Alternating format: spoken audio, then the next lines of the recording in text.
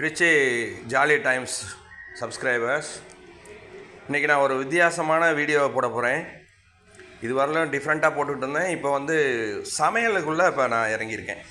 அதாவது இப்போ வீட்டில் வீட்டுக்கார அம்மாவுக்கெல்லாம் முடியலன்னு வச்சுக்கோங்க, நம்ம ஹெல்ப் பண்ணோம்ல, அதுக்காக நம்மளும் தெரிஞ்சுக்கணும்.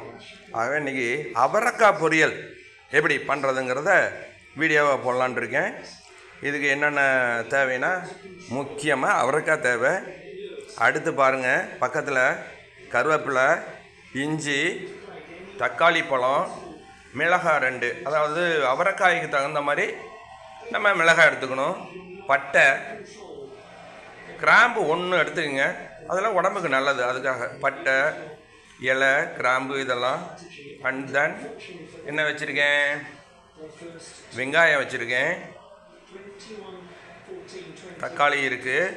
இதெல்லாம் ரெடி பண்ணி வச்சுக்கணும். வேலையை ஆரம்பிக்கிறதுக்கு முன்னால், பொரியல் செய்கிறதுக்கு முன்னால் எல்லாம் ரெடியாக இருக்கணும். இல்லைன்னா அந்த நேரத்தில் தயார் பண்ணிக்கிட்டு இருந்தோம்னா, எண்ணெயை ஊற்றி எல்லாம் பண்ணிகிட்டு இருக்கும்போது வெங்காயம் அந்த நேரத்தில் வெட்டிக்கிட்டு இருந்தோம்னா கடுகு ரொம்ப பொரிஞ்சு போயிடும்.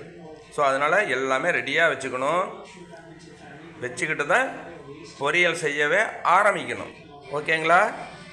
ரைட். அடுத்து நம்ம பொரியல் பண்ணுறதுக்கு போவோம். அலசங்க, இந்த மாதிரி ஓட்டையாக இருக்கிற ஒரு பாத்திரத்தில் எடுத்துக்கிட்டோம்னா, அலசும்போது இருக்கிற மண் இன்னும் எது இருந்தாலும் இந்த ஓட்டை வழியாக கீழே போயிடும். ஓகேங்களா?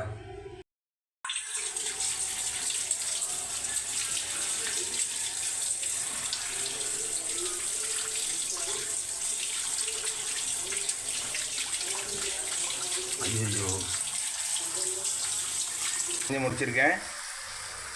ஃபஸ்ட்டு எண்ணெய் ஊற்றிக்கிட்டேன், கடுகு போட்டேன், மிளகாய் போட்டேன், அப்புறம் தென் எடுத்து வச்சுருக்க பட்டை, கிராம்பு, ஒரே ஒரு கிராம்பு, இலை இதெல்லாம் போட்டு கொஞ்சம் அப்படியே கிளறி விட்டு இருந்தேன்.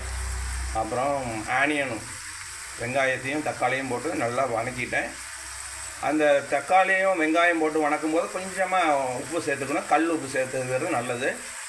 அது கொஞ்சம் வணங்கினதுக்கப்புறம் அவரைக்காயை போட்டு உப்பு அதுக்கு தகுந்த மாதிரி போட்டு நல்லா வணக்கிட்டு போதுமான அளவுக்கு தண்ணியும் ஊற்றிக்கிட்டேன்.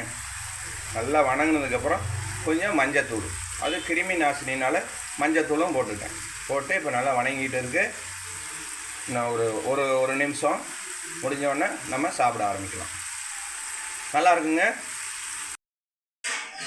பாருங்கள், அவரைக்காய் பொரியல் ரெடி ஆயிடுச்சுங்க. சூப்பராக இருக்குது பாருங்கள். இதை நீங்களும் செய்யலாம். செஞ்சுட்டு எனக்கு கமெண்ட் பண்ணுங்கள். ஓகே.